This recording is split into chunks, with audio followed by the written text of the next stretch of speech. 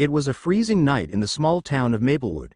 The streets were slick with rain, and the glow of streetlights bounced off the puddles like shattered glass.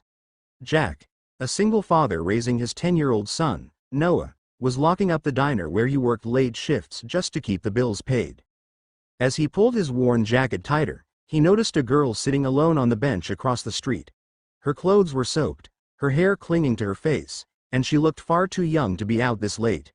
Jack hesitated for a moment, then walked over. "Hey, are you all right? Do you need help?" he asked gently. She looked up, startled. Her eyes were red from crying.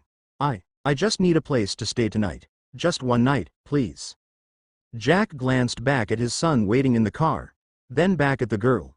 Every instinct told him not to trust strangers, but there was something about her trembling hands, the way she clutched her small bag like it held her entire world. He sighed. "Come on. You can stay with us tonight, just until the morning." Inside their modest two-bedroom home, Jack made her a cup of tea while Noah offered her one of his spare blankets. She introduced herself as Emily. She didn't say much about where she came from, only that she had a fight with her family and needed to be on her own. That night, Emily watched as Jack helped Noah with his homework, cooked a simple dinner of pasta, and tucked his son into bed with a worn-out storybook. She hadn't seen that kind of warmth in years. Her own house was a mansion, but it always felt cold.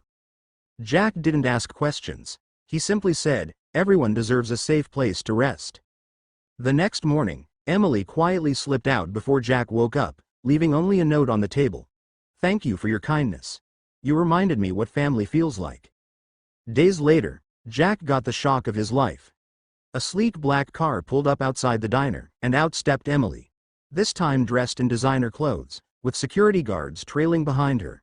She smiled nervously as she approached. "No one's ever taken me in without asking for something in return," she said softly. "You didn't even know who I was. You just cared." Jack blinked in disbelief as she introduced her father, a well-known millionaire businessman, standing beside her. The man extended his hand, gratitude clear in his eyes.